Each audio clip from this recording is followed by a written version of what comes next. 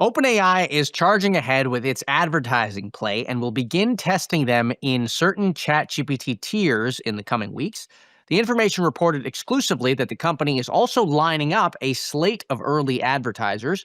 To break this all down, I want to bring on Keely Taylor, founder and principal consultant at Keelstar, where she advises brands on their marketing playbooks overall. Keely, welcome to the show. It's great to have you here. Thanks so much for having me. So, are advertisers excited about OpenAI's ads? How are they feeling about all this? So, in the 20 or so years that I've been working with brands, they usually sit in two camps. One of those camps is, I want PR, I want my name in lights, please make me famous, I want to be the very first. And they don't tend to have really stringent KPIs when they want to be first.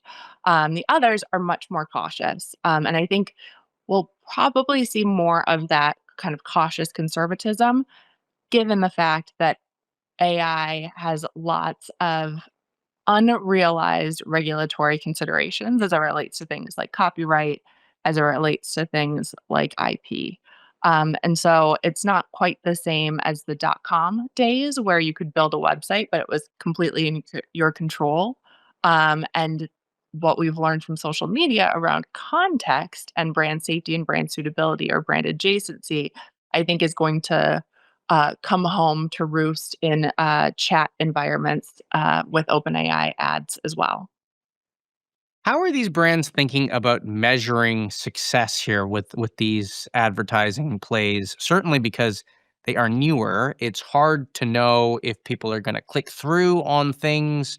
Do they think more impressions will be the goal? In your early conversations with these companies, how do they think they'll measure success? So, certainly being in that consideration set, if you think about it as that next digital shelf, impressions matter. I mean, if you think about how manufacturers have long-standing relationships with retailers around shelf space, I think that that's one of the ways with which brands are going to be thinking about this opportunity. That said, the second that you are able to make a purchase, you somehow find yourself competing against those things that are bottom funnel, direct response, tried and true tactics, things like Amazon ads, things like Google search ads. And I think what you'll find is that people are going to be using these chat interfaces for all different levels of the funnel. And the intent, it's going to take some time for OpenAI to really discern the intent and the usefulness and the appropriateness of different types of ad placements into these contexts. And then I guess the thing that I'm thinking about is that the same way that these ad tech ecosystems have popped up and these auctioning systems have come up around digital advertising with search, for example. I guess there's a big question around what that ad tech even looks like for chatbots and whether or not it will be an auctioning system or how pricing even works. Yes. I if recent history is any indication, auction-based pricing certainly feels like the way to go. That said, there is going to be some amount of user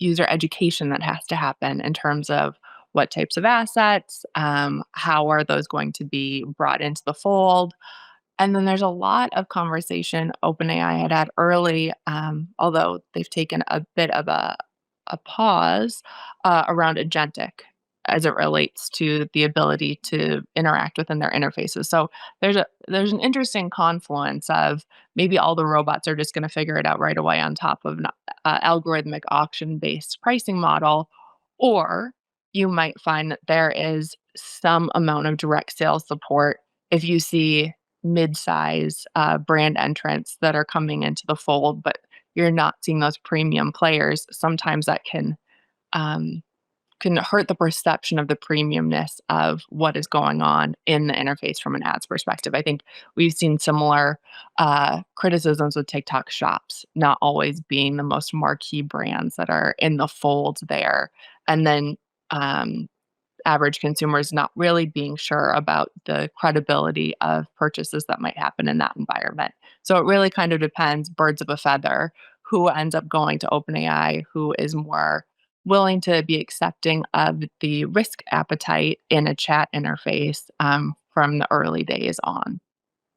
We were talking with an analyst yesterday about Netflix's advertising ambitions, and the question I had asked him was, "Hey, Netflix's advertising business, by some estimations, will double this year on its own."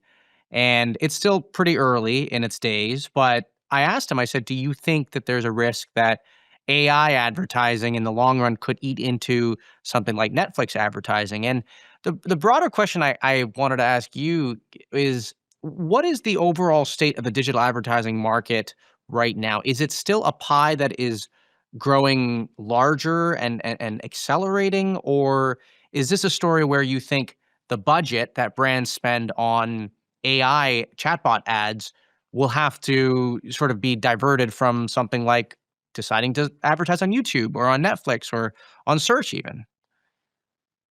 So there certainly is a lot of conservatism as it relates to brand spending today. I think in recent reporting, and poor me for not remembering the source to share it with you today.